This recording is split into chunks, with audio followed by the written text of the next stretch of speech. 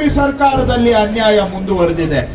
ರಾಜ್ಯ ಇವತ್ತು ಬರಗಾಲದಿಂದ ನಮ್ಮ ಜನ ಕಷ್ಟ ಅನುಭವಿಸ್ತಾ ಇದ್ದಾರೆ.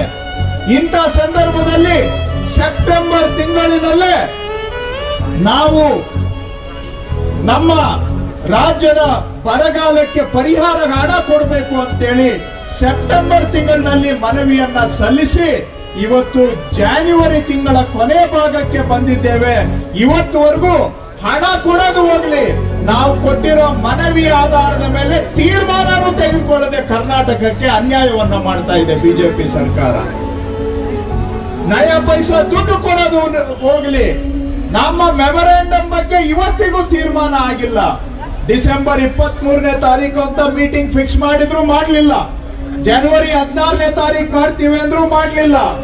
ಇವತ್ತು ಜನವರಿ ಮುಗೀತಾ ಬಂದರೂ ಕೂಡ ನಮ್ಮ ರೈತರಿಗೆ ಬರಬೇಕಾಗಿರ್ತಕ್ಕಂತ ಹಣದ ಬಗ್ಗೆ ತೀರ್ಮಾನ ಮಾಡಿದೆ. ಸಾಲದಕ್ಕೆ ನಮ್ಮ ರಾಜ್ಯದಿಂದ ಆಯ್ಕೆ ಆಗಿರ್ತಕ್ಕಂತ ಜನತಾದಳ ಬಿಜೆಪಿಯ 27 ಸಂಸದರು 27, ಆದರೆ ಬರೀ ಓಳು, ಅವರು ಬರೀ ಓಳು ಬಿಟ್ರೆ ರಾಜ್ಯದ ಪರವಾಗಿ ಒಂದು ಧ್ವನಿ ಎತ್ತತಕ್ಕಂತಹ ಧೈರ್ಯ ಇಲ್ಲದೆ 27 ಸಂಸದರು ನಮ್ಮ ಕರ್ನಾಟಕಕ್ಕೆ ಬರೀ ಗೋಳಾಗಿದ್ದಾರೆ.